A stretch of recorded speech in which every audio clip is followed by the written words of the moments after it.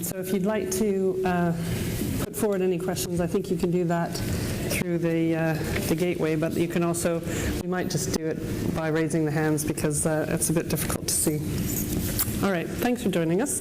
To my left, I have George Bevis, who's CEO of Tide, which is a new digital-only bank pitched at small businesses. Next to him, I have Colin Goldstein, who's head of partnerships at Iwoca, which provides access to credit for SMEs. Next to him, I have Bill Safran, who's CEO of Resolution, which has developed a suite of digital products that help streamline customer journeys.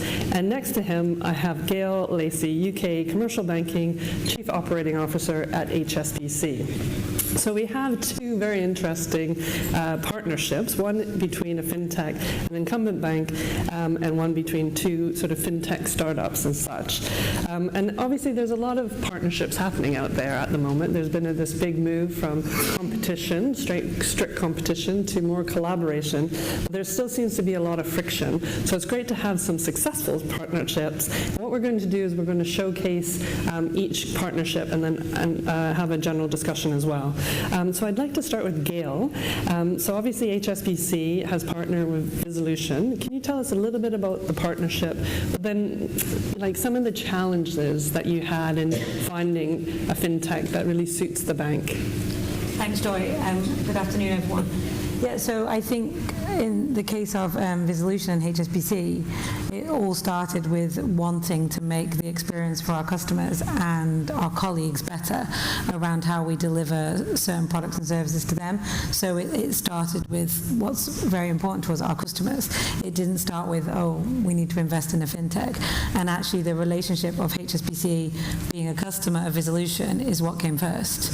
And that started, with just one product for one type of client, and quickly expanded in the UK across a number of different client types and services, and then obviously connecting globally.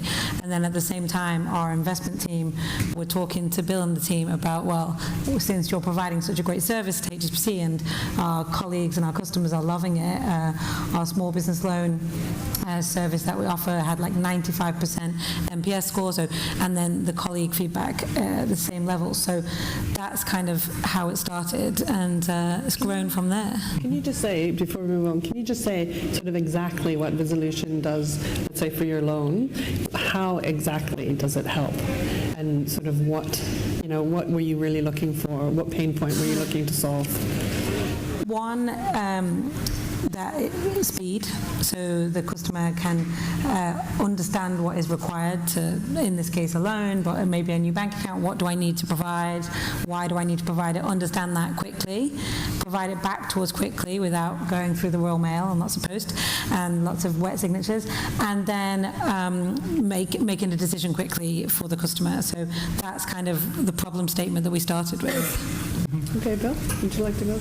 Absolutely. I mean, basically, where we sit on is in the call center in particular with their agents. And what historically would have happened is that it would have been a slightly longish, convoluted process with breaks in the process where paper was filling those gaps. Using our system, their agents could engage with the customers remotely using the internet to allow the customers to see things, sign things, upload, download. So we could get the customer all the way through from beginning to end a lot more efficiently. Now, the key for the relationship with HSBC was the value add. Again, they came very much at it from what's going to help our customer first. So where HSBC, I think, is slightly different from a number of the FinTech or investors that we see out there, is that they weren't looking for just a PR exercise. They were looking for something that was actually going to do some heavy lifting for their business. So they were very, very focused on their KPIs. Also, the other difference that we found with HSBC versus some of the other guys out there is that they'll only invest in those businesses that are already working within the business. And that makes a fundamental difference, because in due diligence is not, hey, show me your proof points. They have it internally. Okay, but then how did you actually meet HSBC? Like, how did you actually start the discussion and, start to, like, not just from the investment side, but actually, actually apply your product within HSBC? How did that begin? I mean, I'm sure there's a number of fintechs out here who know how you do it, which is shoe leather. We called, friends of friends of friends of friends of friends until we finally got in front of the right person, and it happened to be at a COO, group COO type level, or divisional COO level, and that's what then drove the process for us. It's not easy, to get into the big corporates out there, and you have to be creative as to how you find the right spot, and also who you're targeting, because there's different people that we target, and different messages that you need to give to those people to try and progress through that journey. And then once you had it for one product type and then one type of client, then everyone, showcasing it internally in HSBC, so then all the lines of business want this, and then the relationship really grew with the business teams.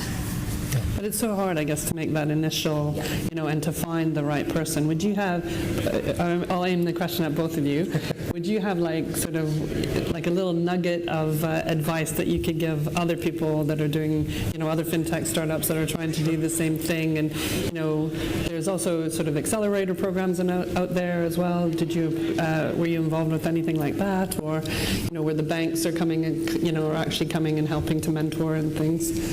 We didn't do any of those programs. My one nugget of advice is figure out what's important to them, to the big bank.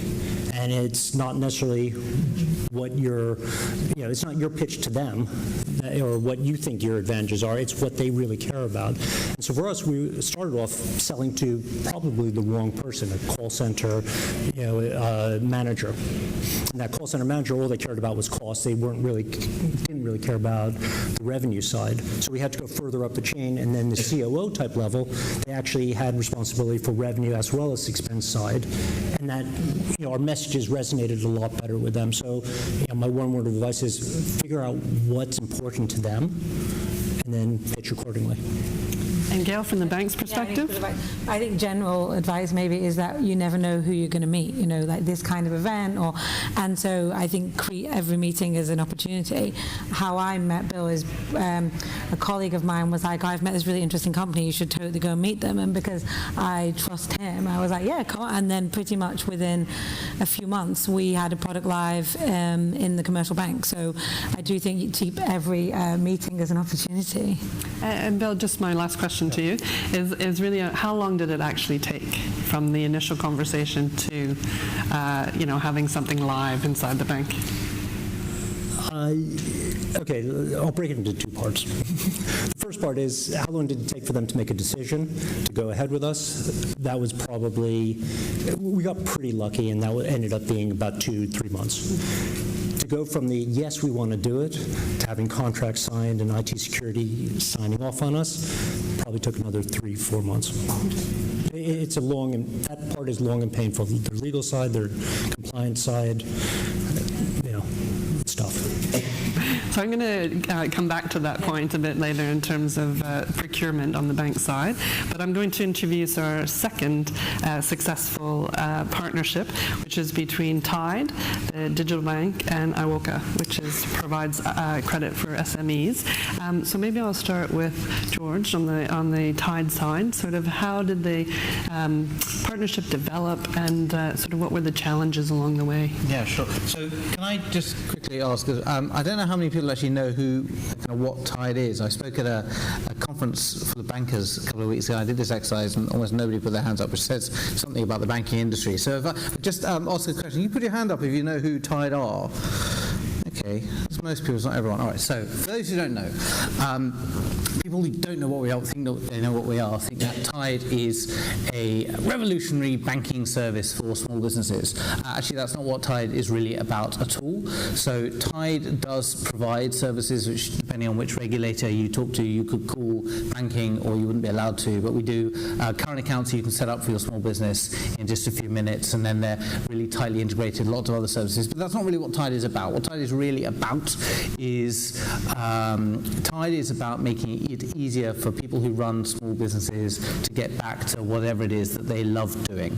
So people who run small businesses suffer from a massive amount of crappy admin that they hate doing, which in one way or another often ends up relating to their core current accounts. It could be about paying your staff, or doing your bookkeeping, or managing your expenses in your business, or one of a whole load of other different tedious admin tasks. And Tide has built this fantastic next generation current account for businesses, which brings together lots of other great services, some of which we've invented ourselves, others which we haven't, to solve that admin problem, so that if you run a business, you can get back to doing whatever it is that you love.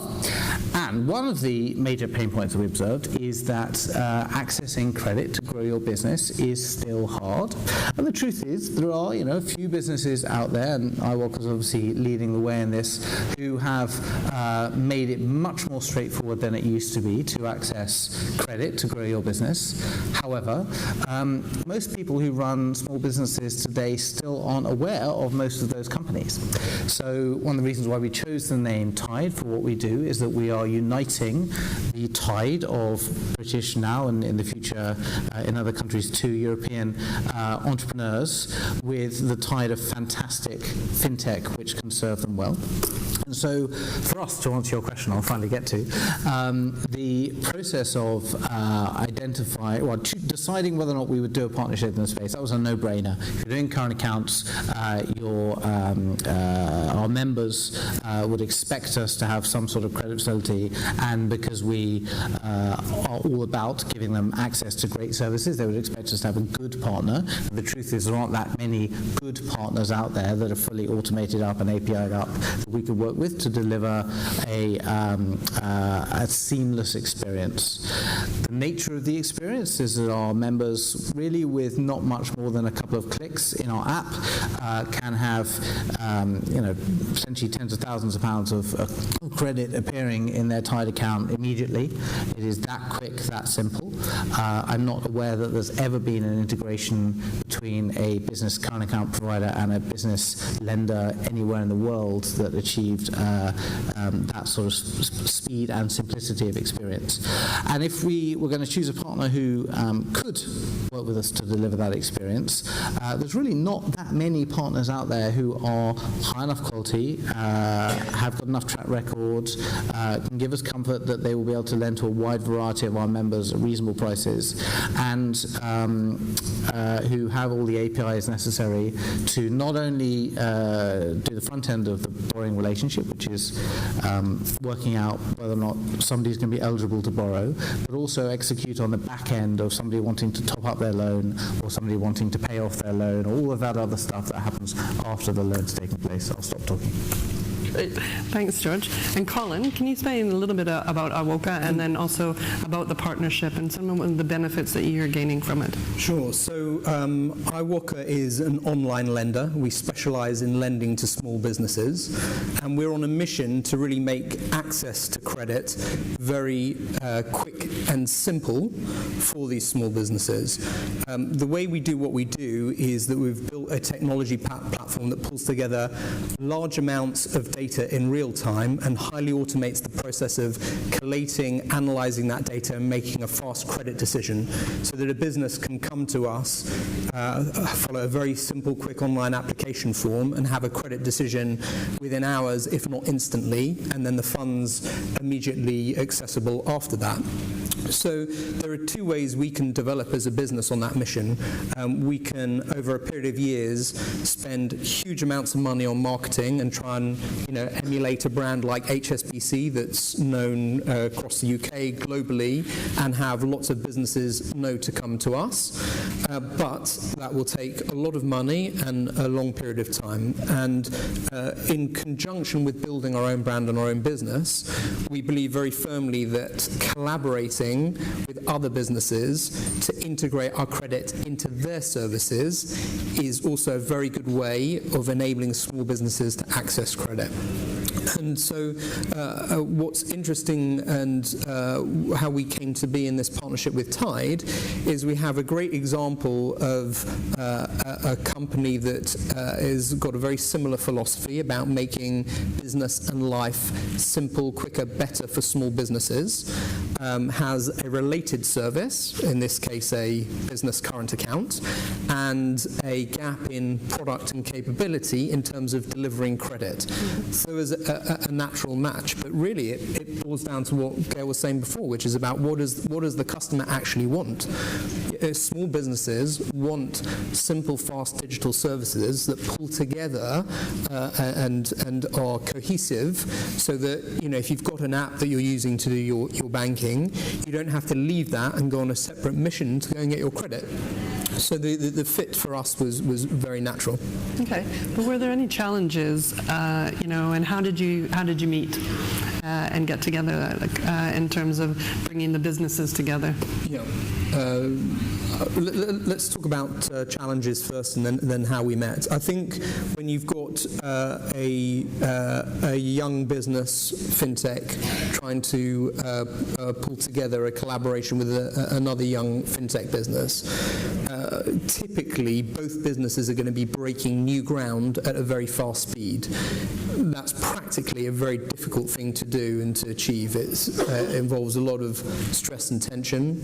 Relative to the scale of the business, the project is of very high importance to both businesses. It's not like an organisation like HSBC, where it might be a small side project and there's a whole team the size of our entire company is put together working on it.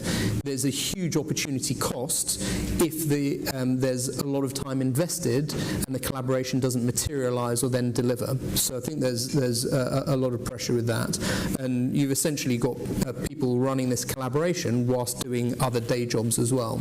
So I think there is some huge challenges in getting it done. But on the flip side, generally small tech, FinTech, younger FinTech businesses are able to move at a pace, and I hope you'll forgive me, but at a pace that a big bank can only dream of, and get these deals agreed very quickly and implemented very quickly. So there are pros and cons. George, what challenges do you see, where did you meet, and how did you actually decide to bring the two companies together in a partnership? Sure. So I'll answer your second question first about where did we meet. Clearly there is no Tinder for fintechs, so you have to. That's an idea. So we had to do it the old-fashioned way. As it happened, I think I had an investor who knew the CEO of Iwoca, and so some communication went through that way. It wasn't hard to identify. Iwoca was so obviously a name that anyone who knows anything about the space would know would be a premium partner to work with. That bit of it was easy. I think everything Colin said I would entirely agree with, and the thing that I think has become a bit of an education, not for me but definitely for my board, was coming to understand that it really isn't pragmatically doable to do the thing everyone assumes is possible in this wonderful new world of fintech, that everyone has an API and therefore slotting together lots of services will just happen sort of overnight and you can have multiple partners in every environment. The truth is that just isn't true. The APIs are not there, and they're often, the API for one lender I'm sure will be very different, more different than you would expect for the next lender for the next lender. So the sheer speed with which you can roll out these integrations is not at the pace that maybe the rest of the world would anticipate. But it is still faster usually than maybe some of the incumbent, working with an incumbent Far bank. be it from me to comment on the speed of IT deployment of some of the larger banks, but I am satisfied with the speed with which we operate, yes. Okay, very diplomatic. Well, I wanted to come back to that in terms of the speed at which the incumbent banks can procure fintech services, products, and things like that. And because I wrote an article for The Banker published in the June issue, which is really around FinTech procurement, really, and how, because to be honest, FinTechs, they don't have the, the finances behind them like a big tech company has, like an IBM or something, to wait 2 years for it to roll through the pipeline and get paid. They're working sort of, fund round to fund round, maybe not a lot of money at the same time, and so they need to have that answer quickly. I know HSBC is really working on its FinTech procurement process. Can you give me a bit more information about that, Gayle?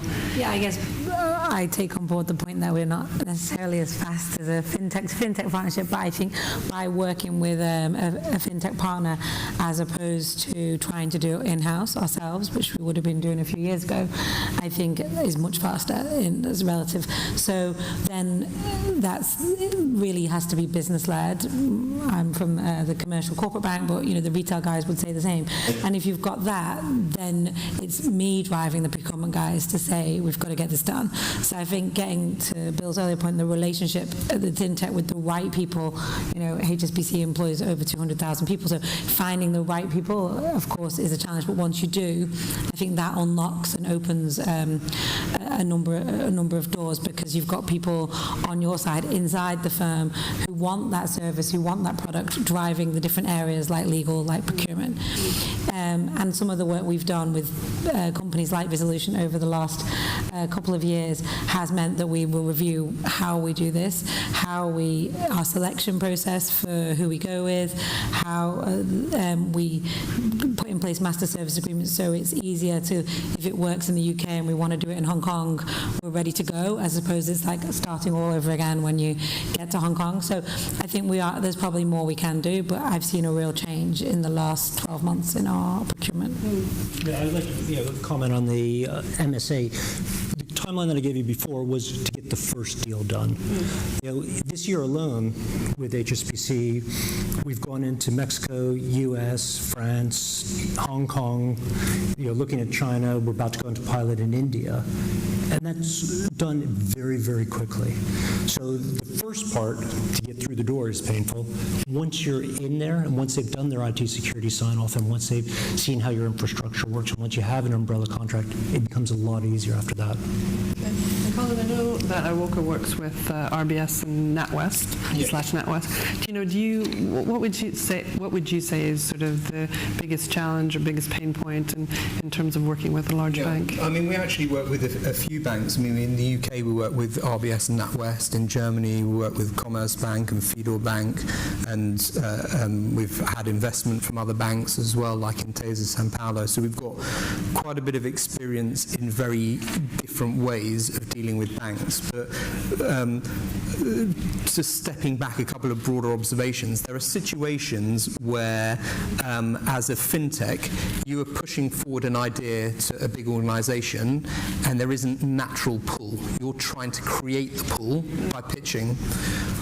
Or in another scenario, you've got a large organisation that's decided they want to do something and is tendering, and maybe as a FinTech, you hadn't really thought about providing that service and you're weighing up that idea. But somewhere in the middle, there's where push and pull is more balanced. The other party is looking for a service and the FinTech is looking to provide that service.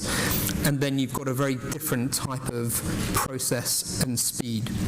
So we've got examples of where it was the first scenario. So we're going round to large organisations like banks, knocking on the doors saying, we're Iwoca, this is what we do and how we do it, this is how we think we can help you.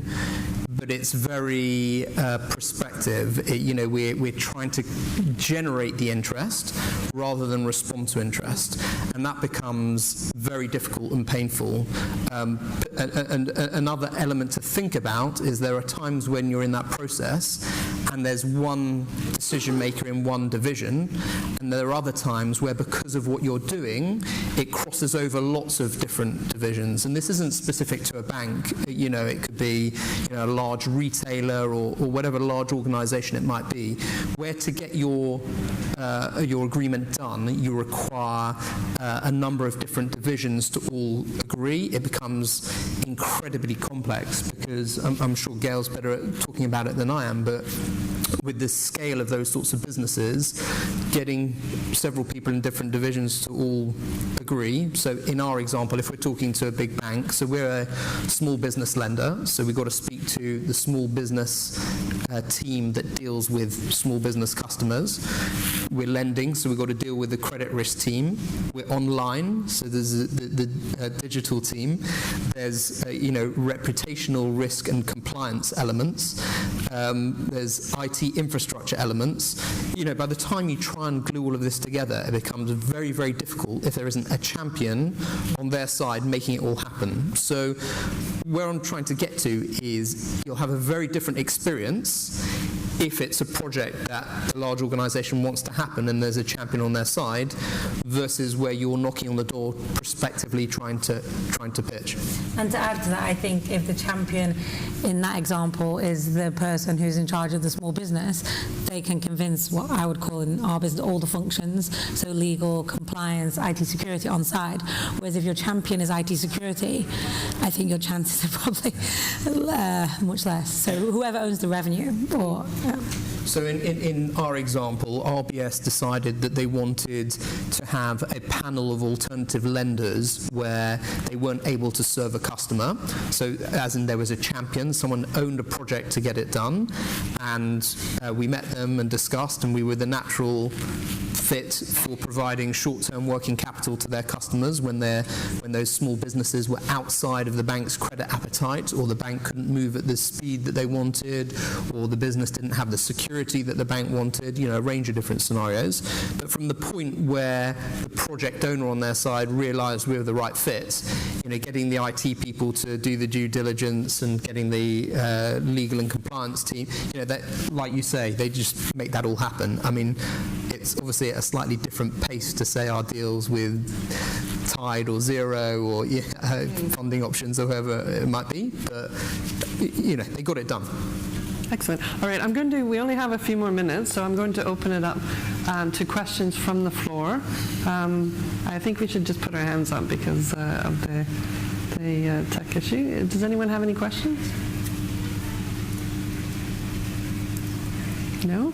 I can't believe that. It's such an interesting panel. Well, I have one more question, which is, I guess, is really around, is this sort of the happily ever after moment where everyone is collaborating? We went through that whole real sort of competition phase, but now it seems to be all collaboration. But obviously, at one point, is competition going to, come back into play? George, I'll start with you, maybe. So it definitely isn't the case that I can't see a situation where we will compete with the companies with whom we collaborate.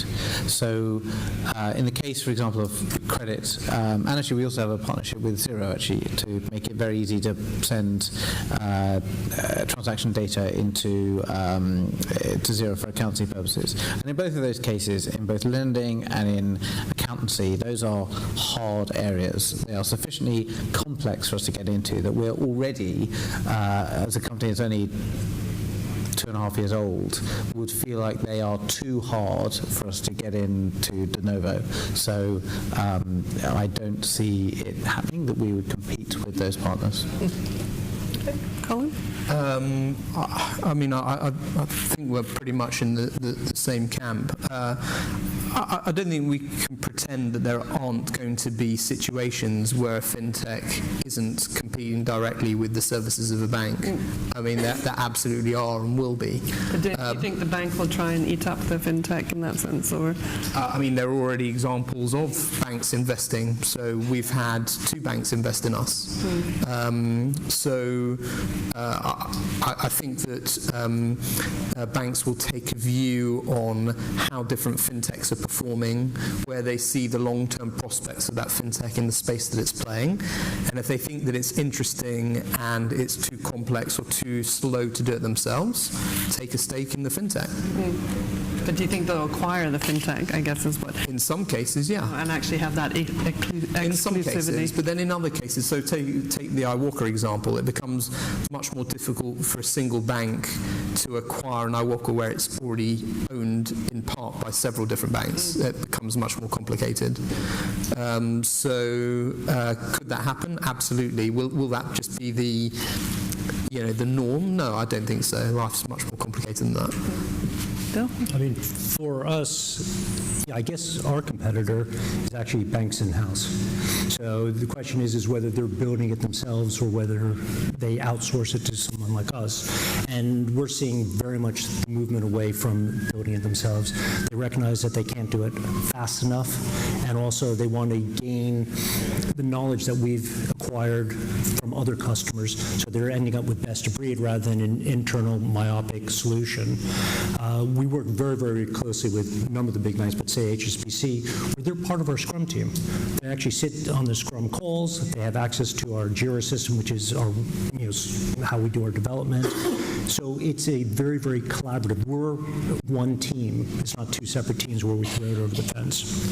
Then different banks are going to take a different view. I mean, you'll have banks that might say what we do, lending, is so core to the essence of banking, even if right here and now they conclude that we've built a platform that's faster and more effective, that doesn't therefore equal they will buy. There's still banks that will say, okay, it will take us a bit longer, but we're going to try and build. So I don't, it'd be interesting to hear from Gayle on where they're up to on that. I think definitely there's a move away from complete in-house build, but I've been in a number of different pieces of work with FinTech, some where we like what is already there and we've pretty much taken it off the shelf, or where we're working together to co-create something that takes kind of some good things that we already have within HSBC and some good things that FinTech has and kind of putting them together. So I think we'll see more of that. But I think fully built in-house will be unusual. And it's interesting because it ties back into one of Bill's points earlier, which is to, as a FinTech, if people in the room here are in FinTechs thinking about approaching a big bank, you hit the nail on the head earlier. You've really got to understand exactly what they're looking for. In other words, in our example where we're doing lending, if as a bank their credit model is precious, there's no point knocking on the door saying, we want you to use our credit model, we want you to use our credit model. When you're HSBC or Lloyds and you've got hundreds of years of history of making these credit decisions, it's not straightforward for them to say, okay, we're going to park all our years of history and credit model and we're going to use the Iwoca model. You've got to work out what bits of what you can offer are interesting. So for example, with us, some of the conversations and the way we've built our platform enable a bank to use the digital journey and the customer management and get the speed side, but essentially we're plugging their credit model into our platform. So it's really Bill's point that's key, really getting to understand which bits they value and are helpful and making sure you have the right conversation with the right people about those bits. But when you start to co-create, at the end of the day, who owns the IP? The FinTech at the moment. I think it depends if a bank acquires the whole business. Okay, very interesting. Well, last chance, any questions? Oh, we have one at the back. Sorry, I don't know if there's a mic.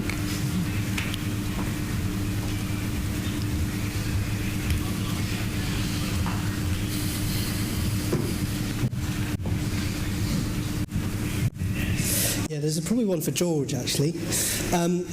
I thought it was interesting when you spoke about the partnership with Iwoca and the idea that the partnership on the customer end is almost invisible. You provide the service without telling them we have an extra partner who is providing this extra service, and I think it's interesting to think about that compared with something like a Starling with its marketplace, or a Monzo with its marketplace, or Curve, where I work. So it's quite a different way of providing that extra service as being kind of invisible.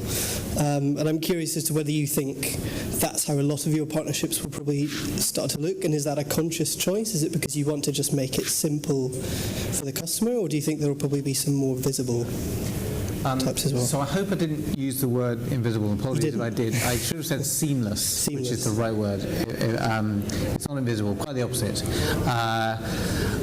We take the view that, well, actually, we use the Iwoca example as one in particular.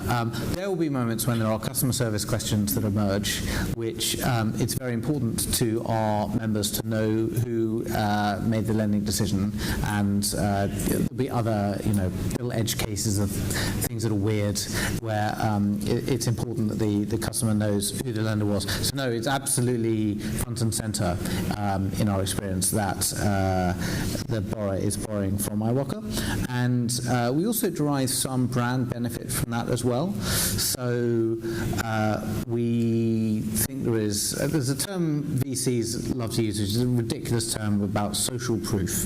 There's the idea that if you see other people doing a thing, that constitutes a form of proof that you should do it yourself. It's a ridiculous idea. However, there is some truth in the sort of underlying psychology as it applies to us, that as we're still a new brand, we need people to trust us. It is easier for people to trust us if they can see that we are in a commercial relationship with other organisations that in some cases at least they have also heard of.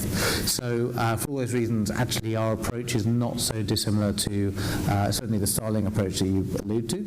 And although I will say that I think we are at the extreme end of focusing on incredibly joined up user experiences, and you will see some fintechs are less fussed about that than we are.